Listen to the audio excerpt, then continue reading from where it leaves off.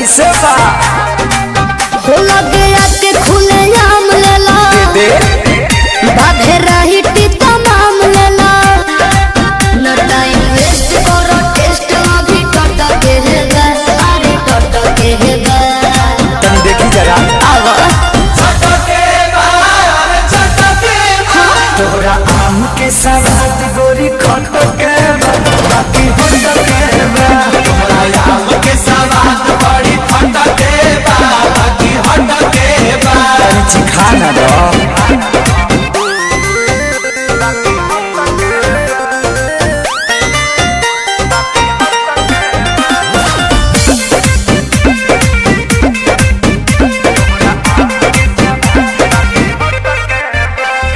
खेत खाना दानी बा बाप के बागानी बा ओहरे बागाने पे आम बा ले लो भर झोरा सस्ते ही दाम बा बात राइट बा एक बाइट में लोग के पता तो चलिए जाए तोहरा चीज के न कवनो जवाब बाटे जवाब बाटे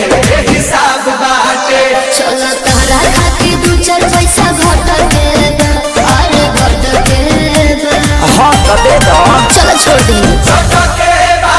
अरे छट के बा अरे तोरा आम के सवाद गोरी खट के बा बाकी होट के बा अच्छा आम के सवाद बड़ी खट के बा बाकी हट के बा कौन छुछू लागत रे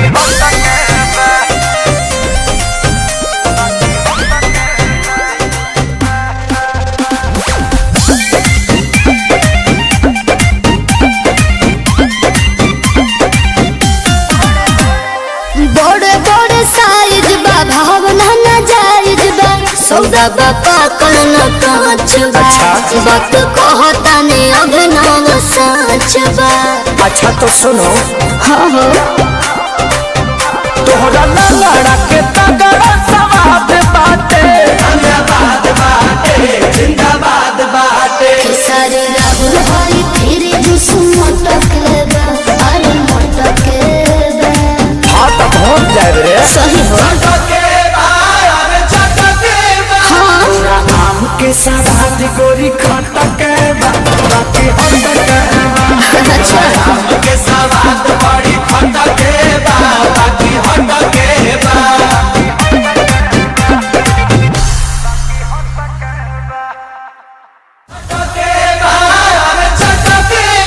तोरा आम के सवाद गोरी खट